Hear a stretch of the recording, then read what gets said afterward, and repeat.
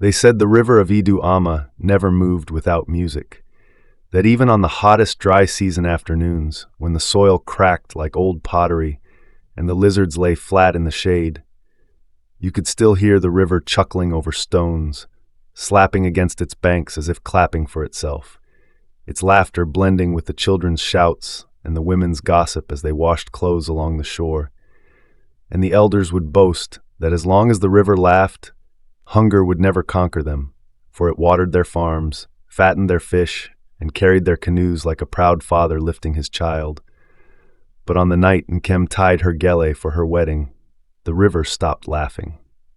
The first person to notice was an old palm wine tapper named Okolai, crossing the narrow wooden bridge with his calabash of frothing drink slung at his hip.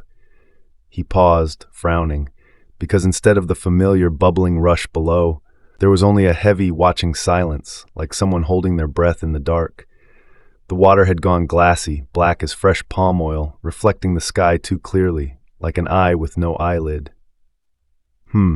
He muttered, crossing himself with trembling fingers and spitting over the rail to break whatever charm was staring back at him. But his spit vanished without a ripple, swallowed soundlessly, and a cold shiver crawled along his spine. Far away in the village square, where lanterns hung from raffia ropes and drums waited to be woken, Nkem sat on a low stool while her aunties circled her like colorful birds, adjusting her coral beads, smoothing the embroidered wrapper around her waist, feeding her advice faster than she could swallow her breath. "Remember, do not let your husband sleep hungry," one said. "Smile with your eyes, not just your mouth," another added. "Never raise your voice at Obinna in public. If you must fight, fight where only the walls can judge." Nkem nodded, but her mind was somewhere else entirely. It was at the riverbank where she and Obinna used to meet as children, where he taught her how to read the current, how to know when it would turn playful or angry, where he told her, one Harmattan morning with teeth chattering, "One day I will marry you, even if I have to wrestle a spirit for you." She had laughed then, flicking water at him with her toes, but tonight that memory burned in her chest like a prophecy she had not asked for. Outside, the talking drums began to speak Obinna's lineage, calling the guests, and her younger cousins squealed, peeking out at the string of oil lamps leading from the compound to the square.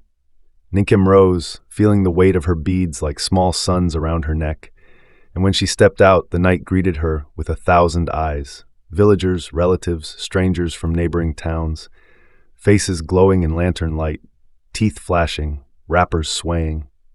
Somewhere in the crowd, Obinna stood in his white kaftan, tall and nervous, his eyes searching for her like a man who had waited his whole life for a door to open. When their gazes met, the world shrank to a narrow path between them, and everything else, the drums, the chatter, the whispered gossip about her beauty faded into a soft blur. She took her first step toward him, heart hammering in her ears, and at that exact moment, the ground shuddered. It was small at first, like a heavy lorry passing far away, enough to make the lanterns sway and the talking drum miss a beat. People looked around, murmuring, but the sky was clear, full of stars, no sign of rain or thunder. Then they heard it, a slow roaring, like a distant crowd shouting underwater. "The river," someone whispered. From the edge of the square, where a narrow path led down to the water, a slick glimmer crept into sight, snaking along the red earth like a silver tongue. Children screamed as the path darkened, wetness spreading where none should be. The river was supposed to be a good 15 minutes walk away, but now, before their eyes, water was crawling toward them, ignoring gravity, riding over rocks and roots as if they were mere stories it didn't fear. The elders shouted for everyone to step back. Women grabbed their children. The drums fell silent one by one. Obinna moved toward Nkem instinctively, placing himself between her and the approaching wetness, but she held his arm so tightly he could feel her fingers shaking. The water reached the mouth of the square and stopped, not overflowing, not splashing, just standing there, unnaturally tall, forming a glistening wall as if the river had decided to stand on its own 2 feet. From its trembling surface rose something that made even the boldest men take a step back, a mask of woven reeds and shells, dripping with riverweed, lifted by unseen hands. The mask was not carved, yet it had features, hollow eyes where water sluiced through, a mouth where tiny silver fish darted in and out like teeth. The air grew colder, thick with the smell of wet mud and forgotten sacrifices. A booming voice came, but it did not come from the mask. It came from the water itself, from every drop pooled around their feet, from the veins of every person whose blood carried river salt. Iduama, it said, and the name of the village shook like a calabash on a drum. You dare to give away what is mine. An elder, Chief Okafor, stepped forward with forced courage, his wrapper tied high, his gray beard trembling. Great spirit of the river, he began in Igbo, we honor you, we have always honored you. This is a wedding of two children of the soil, nothing more. The water surged, slapping the ground, and the front row of people shrieked as cold wetness splashed their ankles, though they had not moved. You lie, the voice hissed, and some swore they saw a hand made of water rise from the pool and point, slow and deliberate, directly at Nkem. Since her first cry I have marked her. Since her first footprint on my bank, she has been my chosen bride. You dare to give her to a man of clay? Nkem felt the world tilt, her vision narrowing to that watery finger pointing at her like an accusation from the sky. She wanted to run, to hide behind Obinna, to wake up back on her mat and laugh at how real the nightmare had felt, but her legs were nailed to the earth by something older than fear. The voice rolled on like thunder trapped in a cave. You were warned long ago, it said, and the elders flinched, exchanging guilty glances. Your fathers knew, your mothers knew, but you chose to forget me. Now I choose to remember my claim. By the next full moon, she must walk into my depths as my bride, wearing your finest beads and your loudest regrets. If you refuse, the wall of water behind the mask rose higher, towering over the square, and for a moment everyone saw things in it. Drowned faces, broken calabashes, skulls of long-dead animals, small hands reaching up through the current. The river's voice dropped into a whisper that somehow filled every ear. If you refuse, I will make a wedding too, a wedding of bodies and stones at the bottom of my bed. Your sons, your daughters, your grandchildren. I will marry you all to silence. Then, as suddenly as it had come, the water collapsed, racing backwards like a film dragged in reverse, leaving the ground suspiciously dry, as if it had never been wet at all. The drums lay toppled, lanterns flickered weakly, and the guests stood frozen, staring at Nkem, no longer just a bride in coral and lace, but a question hanging in the air. Would she belong to the man she loved, or to the river that had just called her name, like a verdict? The elders met before dawn, as the sky still wore its thin gray wrapper, and the roosters were just clearing their throats, gathering in Chief Okafor's obi with faces drawn tight like shriveled yam. Outside, the village felt like it was also holding its breath, every hut crouching low, every tree listening, as if even the wind had heard what the river had said and did not want to be accused of carrying gossip. Nkem lay on her mat sleepless, head pounding, replaying the previous night over and over. Her first step toward Obinna, the trembling earth, that impossible river path, the mask of reeds and shells that seemed to be looking straight into the part of her that still ran barefoot along the water's edge as a child. Her mother sat in the corner, hands wrapped around her knees, eyes swollen with tears that would not fall. "Mama," Nkem whispered at last, when the silence grew too heavy to ignore. What did it mean when the spirit said I was marked from my first cry? Her mother's shoulders stiffened. For a moment she said nothing, then she looked up with a hollow, tired gaze. "It means," she said slowly, "that the sins of the past are no longer content to stay buried." Before Nkem could press her, there came a soft knock on the mud wall and Obinna's voice, hoarse and cautious. "Nkem, Biko, can I come in?"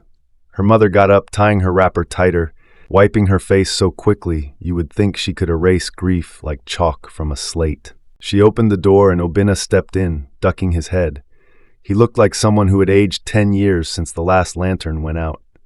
His white kaftan from the aborted ceremony was stained with dust, his eyes bloodshot, his lips cracked. But when he saw Nkem, something of the boy who used to chase her with dragonflies returned to his face. "Imaka," he murmured out of habit, "you're beautiful," and then immediately winced, as if the compliment were an insult in this new reality. Nkem almost laughed, almost cried. "I wish beauty could scare spirits," she said, forcing a thin smile. "Maybe then I would be safe." Obina sank beside her, taking her hands, his fingers cold but strong. "Listen," he said, leaning closer. "The elders are talking rubbish about old bargains and appeasements. Some want to quietly give you to the river, especially those whose grandchildren have been sick and now fear the spirit's curse. But I swear on the bones of my ancestors, Nkem, you are not going anywhere near that water. I will fight it. I will fight them." His words were brave, but Nkem could feel his hands trembling, like a hunter who boasts about killing a lion while his spear is still made of bamboo. "How do you fight water?" she asked softly. "You cannot punch it. You cannot stab it. You cannot outrun it. Even a child knows water always finds the smallest crack." As if summoned by her words, a chill licked her ankles.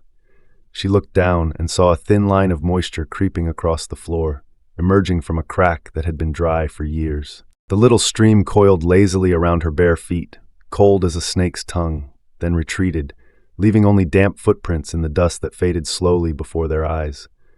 Her mother gasped, clutching her chest. Obina sprang to his feet, knocking over a stool. "You see?" he hissed. "It is already trying to take you." The river did not wait for negotiations in the elder's hut. It began its campaign quietly but relentlessly. That morning, when one woman opened her clay water pot to pour some for her children, frogs leaped out one after another, their bulging eyes staring straight at her as if mocking. When she tipped the pot completely, no water came, only a slow trickle of wet red sand. In another compound, a baby began giggling at something in the corner. When the mother turned, she saw a puddle seeping upward on the wall, defying gravity, shaping itself into a wet, glistening hand that waved at the child before sliding back down and vanishing into the floor. By midday, rumors had become a flood of their own. A goat that went to drink from the well came back with its fur soaked in heavy, coughing river weed. A man who insulted the spirit loudly at the palm wine joint spent the afternoon vomiting miniature fish that flopped weakly on the ground before dissolving back into liquid. The message was clear even to the most stubborn. This was not the tantrum of a small deity that could be placated with a goat or a calabash of oil. This was patient, intelligent anger. When the elders finally emerged from their meeting, Chief Okafor's voice shook as he addressed the gathered villagers under the old Udala tree. "My people," he began, "this is not the first time the river has chosen a bride." Murmurs rippled through the crowd. Some of the older ones lowered their eyes, ashamed. "Long ago, before many of you were born, there was a great drought. The river thinned to a trickle, and our crops died like old men. The then chief and elders begged the spirit for mercy. It answered and demanded one daughter in return. They chose a girl, Ebele, and on the night of her sacrifice, the rains returned. Some say she walked into the water smiling. Some say she screamed until her voice became part of the current. Either way, after that, the spirit slept for decades. We thought those days were over. Perhaps we were fools." He looked at Nkem then, and she felt every eye follow his gaze like a curse. Now it has chosen again. Obina stepped forward, chest heaving. "Ebele agreed," he shouted, though the story had never been clear on that. "Did Nkem agree? Did any of us agree to return to this wickedness? Have we become so used to comfort that we will throw living children into the river like broken calabashes?" Some nodded, others shook their heads. Fear was dividing them faster than any spear. A voice croaked from the back. "You talk as if your love can stop a flood, Obina." The villagers parted, and an old man walked forward, leaning on a staff carved with spirals that twisted like smoke. His eyes were pale but sharp. White chalk traced patterns on his dark forehead, and a small leather bag hung at his waist, heavy with secrets. "Dibia Onwukwe," someone whispered, the one people visited in the dead of night when hospital medicine and church prayers failed. Onwukwe planted his staff in the soil. "I have stood on the riverbank and argued with what lives beneath it," he said calmly. "I have lost friends to that water. I have also taken things back from its hands. This spirit is not a god. It is an old thing that has grown too used to being obeyed. If you give it the girl, it will only ask again when its boredom returns. If you fight it foolishly, it will drown you all. But there is another way." The air tightened. Nkem felt her heart stutter. "What way?" she asked before anyone else could speak. Onwuka's pale gaze settled on her, measuring the weight of her bones, the steel in her spine.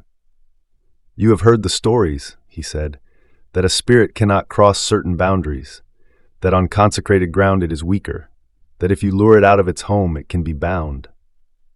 A few elders shook their heads violently. These are forbidden words, one hissed. The last person who tried such a thing disappeared, and the river rose higher that year. Onwukwe shrugged. Then perhaps it is time to try again, with eyes open this time. The spirit has declared you its bride, Nkem. Very well. Let it come for you where it is weakest, not where it is strongest. Let us invite it to a wedding on land. Nkem stared at him, the idea slamming into her chest with the force of a wave. A wedding with a spirit, but one meant not to join, but to trap. It sounded mad. It also sounded like the only doorway that didn't lead straight into water. Obina's hand found hers, fingers interlacing like roots. If she does this, he whispered, I stand with her. Onwukwe's thin lips curved into something that was not quite a smile. You will need more than love and bravery, he said. You will need secrets older than this village and courage that does not melt in the face of water. If you are both willing, come to my shrine at sunset. Before the full moon arrives, we must learn how to ask a river to kneel. Onwukwe's shrine sat at the edge of the village where the forest began to thicken. A low mud structure crouched like an old animal under the embrace of Iroko trees, their roots coiled around it, as if they, too, were listening to whatever secrets the dibia whispered inside. Red and white cloth strips fluttered from branches above, and strange carved figures, half human, half other, stood guard, their wooden eyes smeared with chalk and palm oil. Nkem and Obina arrived at sunset, their shadows long, their hearts longer. Each step felt like walking toward a cliff that might turn into a bridge at the last second, or might simply stay a cliff. The air around the shrine was different, thicker somehow, carrying the smell of burnt herbs, old prayers, and things better left unnamed. A rooster crowed once, then fell ominously silent. Onwukwe waited inside, cross-legged on a mat, a small fire crackling before him, casting shadows that moved like restless spirits along the walls, where symbols had been painted in bold arcs of white, black, and red. He gestured for them to sit, his bony fingers leaving trails in the smoke. Before we speak of rituals, he said, you must understand the thing you face. Spirits are not like men. They do not forget, they do not sleep the way we do, and they do not love as we understand love. They crave worship, obedience, the satisfaction of seeing humans bend like grass before a storm. This river spirit has grown fat on your fear and your sacrifices. It has tasted flesh and found it easy to ask for. If you present yourself as a bride, it will expect you to come weeping, begging for mercy. We must ruin its expectations. Nkem swallowed, folding her hands in her lap to hide their shaking. You speak as if you have fought it before, she said. Onwukwe's gaze drifted to the corner, where a wooden mask lay half buried in shadows. I once had a sister, he replied quietly. She was chosen by the river in my youth, the way you have been chosen now. Our father was brave but foolish. He tried to pull her from the water when she walked in. The river took them both. That was when I decided that if I could not overturn the river, I would at least learn to speak its language. He threw a handful of powdered leaves into the fire. Green sparks leapt up, filling the air with a sharp, bitter scent. Now, he continued, voice steady again, to bind a spirit you do not wrestle its body, you write its name into a cage. Obina frowned. But we do not know its true name, he said. We only call it Miri Idu-ama, the water of Idu-ama. Onwukwe nodded. Exactly. That is not a name, that is a description. A spirit's name is not spoken lightly, but it reveals pieces of itself in everything it does, in the way it moves, the omens it sends, the patterns it likes. We will study it through the eyes of one it has touched, Nkem. He turned to her then, eyes sharp. Since that night, have you dreamed? She hesitated. She had not told anyone, but the answer was yes. Sleep had become a dangerous river of its own, dragging her into places that felt too real. I have seen a wedding underwater, she admitted. Women in white wrappers floating like drowned flowers, their eyes open, mouths closed, hands bound with strands of weed. I walk between them barefoot, but the ground is not sand, it is skulls. In the distance, I hear drums, but the sound is muffled, like it's coming from inside a calabash. At the end of the path, there is a chair made of rock, and on it, something sits, wrapped in water so thick I can't see its face. Her voice faltered. Sometimes it speaks, but when I wake up I can't remember the words, only that they felt heavy. Obina's hand gripped his knee so tightly his knuckles turned pale. Onwukwe nodded slowly, as if she had confirmed a suspicion. "Good," he said, startling them. "That means it is letting you close enough to smell its breath. Tonight we will go back into that dream, but this time you will not go alone, and you will not go unarmed." From his leather bag, he pulled a small gourd and a bundle of blackened sticks tied with red thread. "This," he said, shaking the gourd so they heard something liquid slosh inside, "contains water taken from the river before it ever knew your name, Nkem. I drew it as a boy, before the first bride walked in. I have kept it sealed all these years. It holds the river's original promise, to nourish, not devour. This is the part of it that still remembers mercy. And these," he lifted the bundle of sticks, "are from a tree that grows only where no river can reach, a tree that has never known drowning. They will help you stand where it cannot pull you down."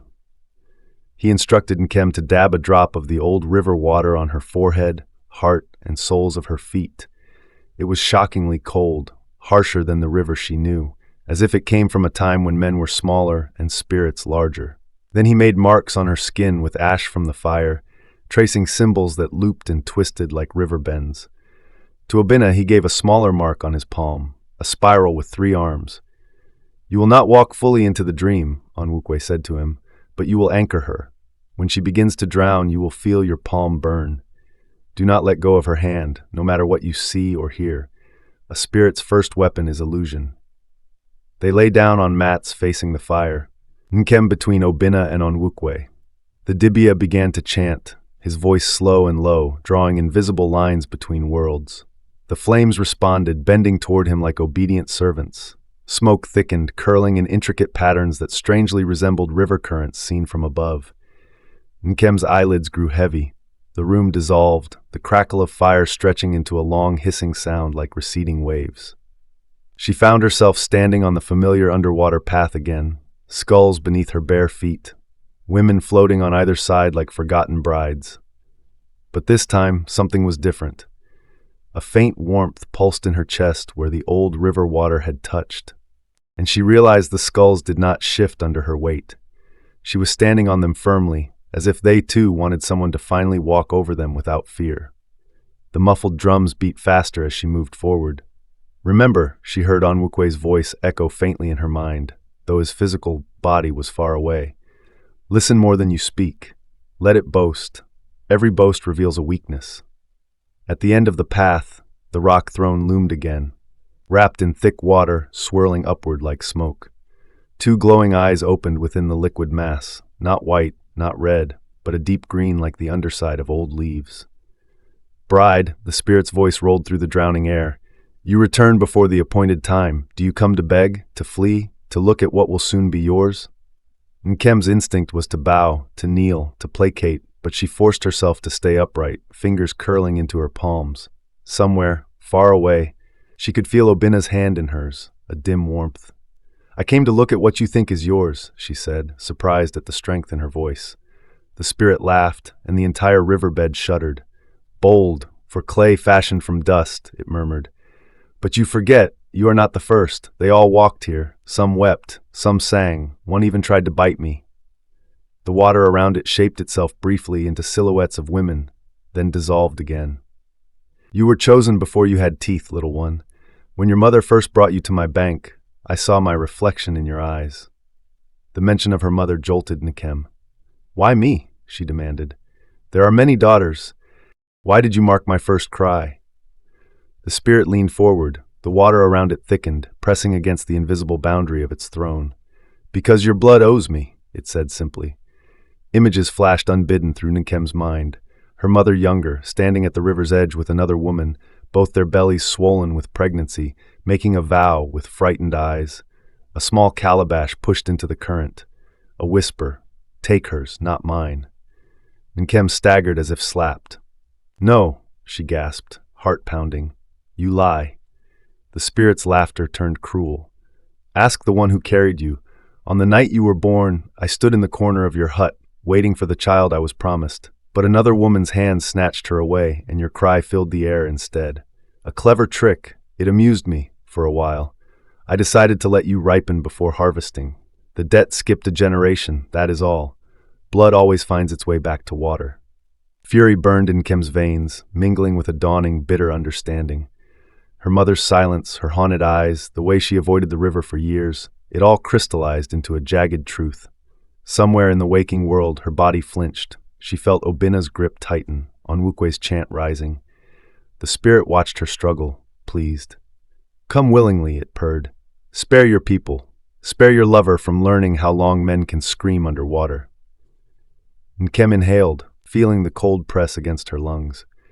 You speak of debt, she said slowly. Very well, let us settle it properly, not here in your depths where you are king, but on land, in the open, before all eyes. You called for a wedding. Let us have one. On the night of the full moon, meet me on the old dry riverbed beneath the Udala tree. If you can claim me there, with all your power, then I will walk with you into your throne without struggle. That is the word of the bride you demand. The water shivered, unsure whether to laugh or rage. You dare set terms? It hissed. You forget who is begging. Nkem straightened, the old river water pulsing like a shield in her chest. I am not begging, she shot back. I am inviting. Or are you afraid to leave your chair? For a long moment, the eyes within the water narrowed. Then, to her horror, the spirit began to smile, a curl in the current, a pleased ripple. Very well, clay child, it said. I will come crawl among your dust and weak trees. I will wear your foolish beads, taste your songs, and then I will drag you back here in front of everyone you love. Make the preparations. A bride must look her best when she drowns. The world lurched, folding like cloth. Nkem woke with a cry, the shrine spinning around her, Obina's hand burning against hers, Onwukwe panting with sweat beading his brow. Well? The dibia rasped. Did it bite? Nkem shook, not from fear this time, but from a fierce, reckless resolve.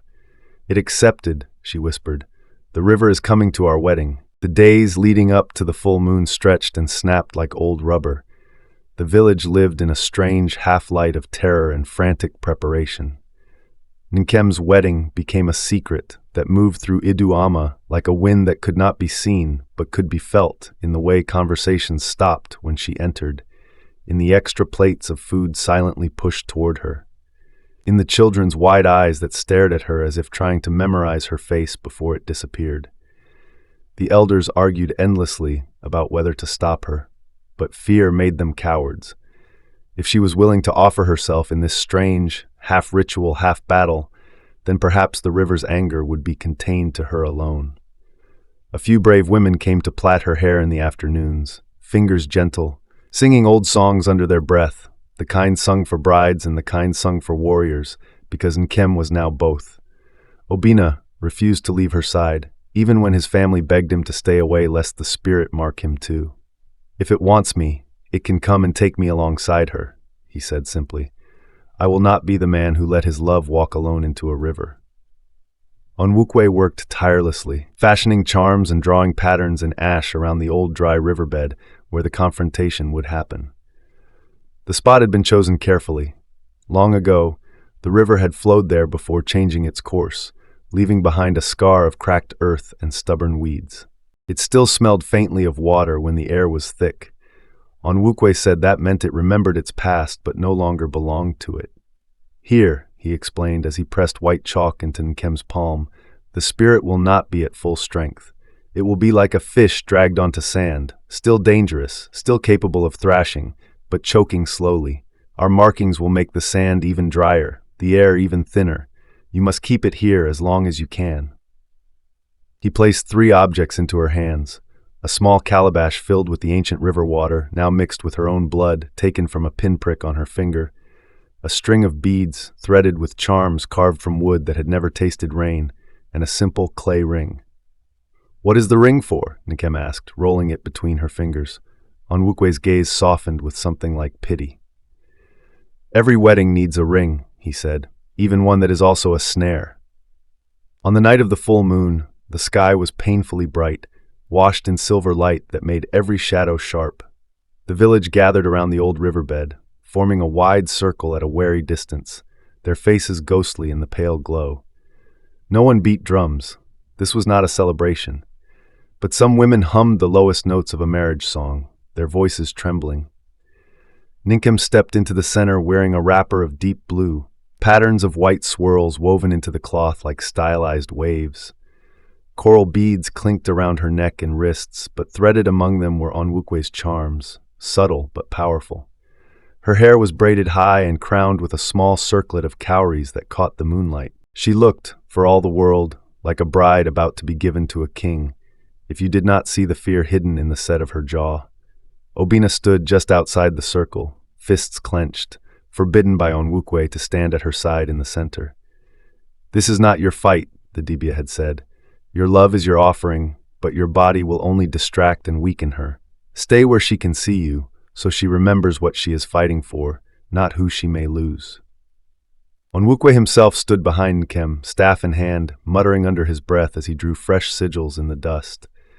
The moon hung overhead, fat and watchful. When it reached the middle of the sky, the wind died. The leaves of the nearby trees froze. The night went too quiet. Then from the direction of the new riverbank came the sound. Not a roar, not a rush, but a slow, deliberate sloshing, like an enormous thing walking through shallow water. People grabbed each other's arms, pressing closer together.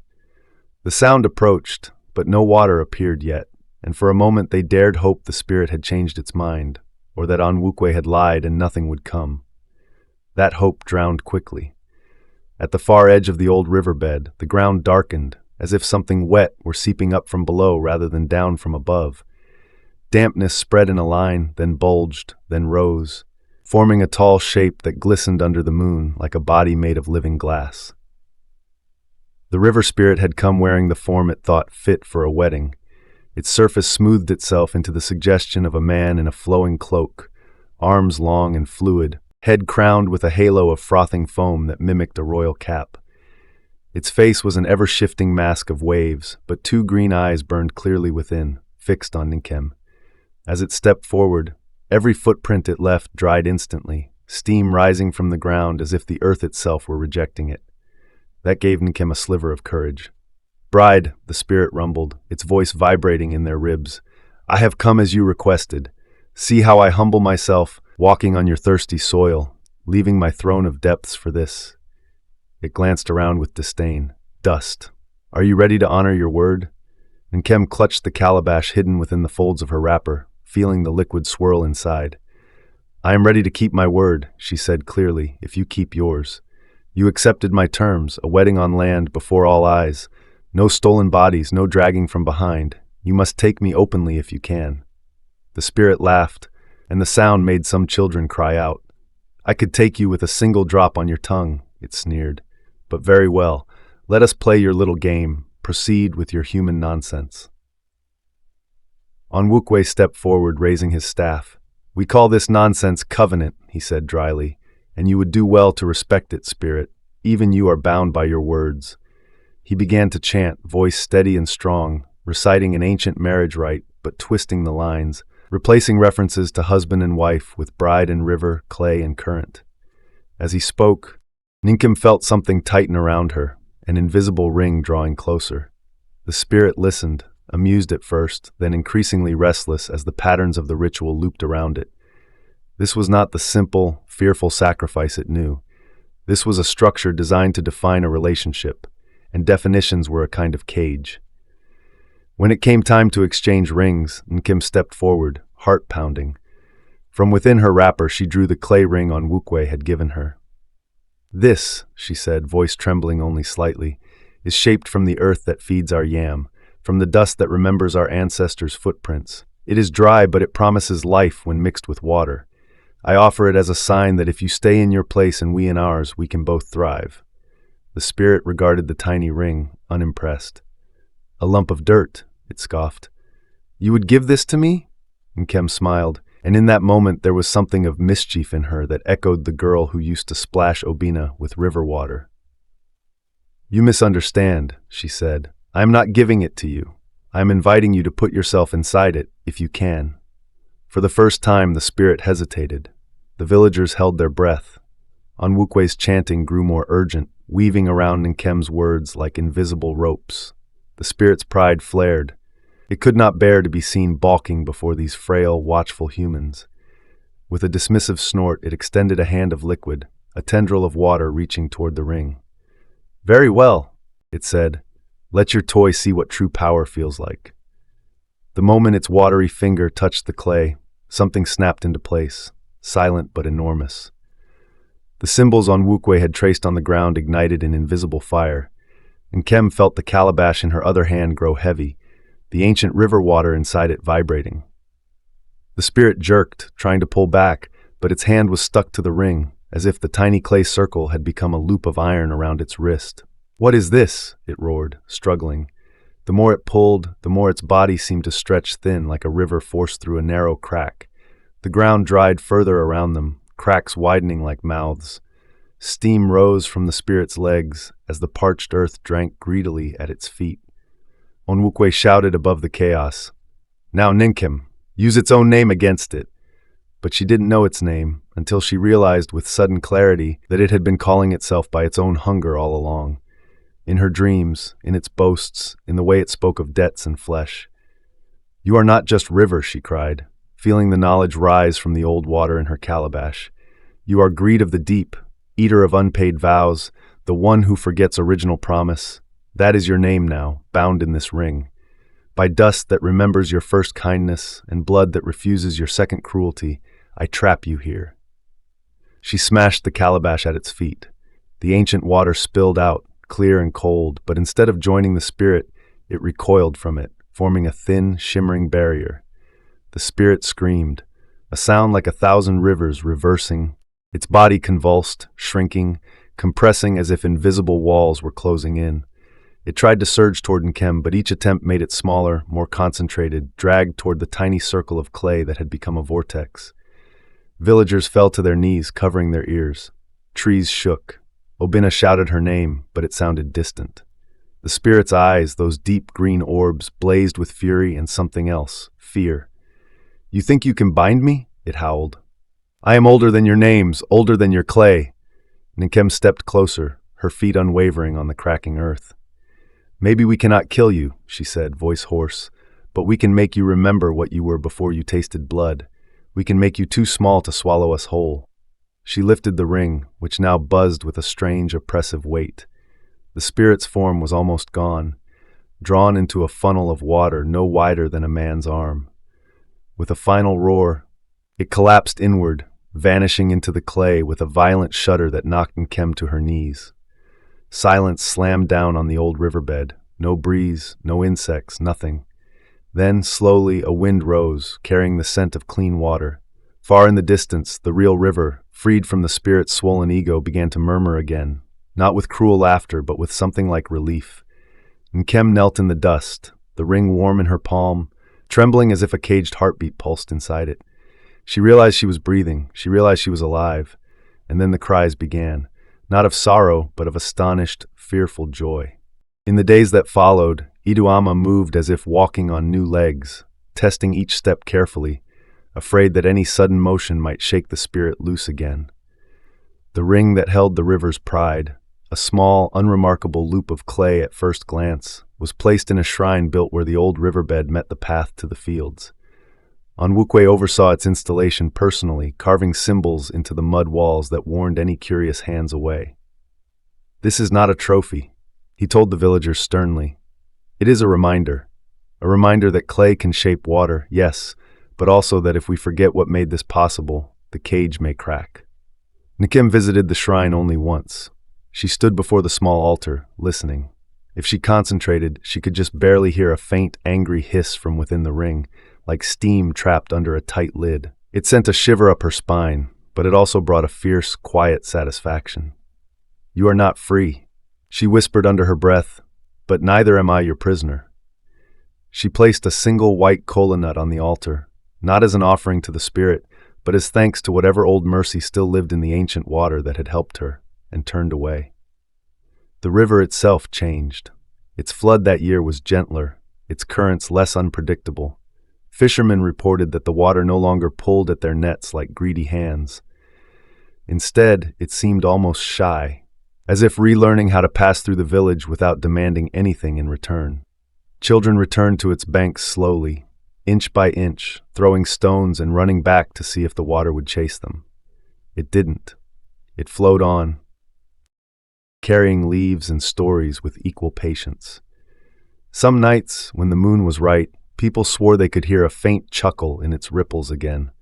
Not the booming, mocking laughter from before, but a softer sound, like someone finally remembering a joke that was not at anyone's expense. Nkem's mother came to her one evening, hands wringing the edge of her wrapper. The guilt that had been hiding in her eyes for years now sat naked on her face. They stood near the edge of the farm, where cassava leaves rustled and fireflies wrote temporary sentences in the air. "There is something I must say," her mother began, voice trembling. "You don't have to," Nkem replied quietly, though a part of her burned to hear it. "I saw it in the dream, I know." Her mother flinched as if struck. Tears finally spilled over, carving clean paths down her dusty cheeks. "I was young," she choked out. "There was hunger, there was madness. The elders came to us, to me and your father, and said the river demanded a child from our line. I was pregnant, and so was your father's other wife. They told us to choose. I panicked. I was selfish. I went to the river at night and begged it to take the other child instead. I offered your life in her place. I thought it had accepted, because her daughter died in fever a year later and you lived. I have been living inside that lie ever since." Nkem listened, feeling anger and pity battle inside her chest. "You thought you could trade blood like cowries," she said softly, "but the river was counting more carefully than you." Her mother nodded miserably, sinking to her knees. "I do not ask for forgiveness," she said. "I only ask that you understand the fear that drove me." Nkem looked at her, at this woman who had carried her, fed her, and also betrayed her before she ever drew breath. The scars of her choice had shaped both their lives. After a long moment, Nkem knelt too, placing her hands on her mother's shoulders. "Fear is a river," she said, echoing a phrase Onwukwe had once told her. "It will always look for the lowest places to flow. That night it found you, but it ends with me. I will not let it carry me anymore." She did not say, "I forgive you." That word felt too clean for something so tangled. But she did not pull away when her mother leaned into her and wept into her lap, wetting her wrapper with tears that felt, strangely, like a second kind of baptism. As for Obinna, he remained the way he had always promised to be, a man who would stand beside her even when the world split open. In the quiet after the river's binding, he approached her father formally, again, to ask for her hand, this time with no water barging into their ceremony. Some in the village whispered that marrying a woman who had once been claimed by a spirit was risky, that her womb might carry curses, that her shadow might drip river water at night. Obinna listened to the gossip, then went to Nkem and said, "If your shadow drips, I will learn to dance in puddles. If your womb carries curses, then let us bury them together. I did not fall in love with your safety, Nkem. I fell in love with you." They were wed in a smaller ceremony, not out of shame, but because both of them had had enough of spectacle. The drums beat again, this time without interruption. When they danced, Nkem felt the earth solid beneath her feet in a way it had never felt before. Every step was a tiny declaration. "I choose dust and breath and uncertainty, not the heavy certainty of water that wants to own everything." At the edge of the celebration, Onwukwe watched, leaning on his staff, eyes crinkling. "You know," he remarked to a nearby elder, "if these two ever have a child who decides to argue with the sky, I will not be surprised." The elder snorted. "I will be more surprised if their child does not argue with everything." Years later, mothers in Iduama would tell their children the story of Nkem and the night the river demanded a bride, their voices lilting as they stirred pots or plaited hair. Some told it as the tale of a girl who trapped a proud spirit in a ring. Others told it as the story of a village that finally stopped feeding fear with its daughters. A few, the ones who had stood in the square that first night and seen the river rise, still woke sometimes with the taste of mud in their mouths and the echo of that ancient voice in their ears. But when they went to the river to wash their faces, all they found was clear water and the soft, steady chuckle of current over stone. And if, on certain moonlit nights, they caught the briefest glimpse of green eyes in the ripples, they would nod respectfully and say, "Stay where you are, river. We will stay where we are." Let us both remember who we were before fear made us monsters. For in Iduama, people had learned something that slipped into their language like a proverb, that water is powerful, but so is clay when it refuses to be shaped by anything but its own courage, and that sometimes the most horrifying myth becomes the brightest warning light, not to fear the river, but to fear the bargains we strike with our own cowardice. And that is why, whenever the river laughs now, the people of Iduama laugh back, not because they have forgotten what it once demanded, but because they remember who dared to say no.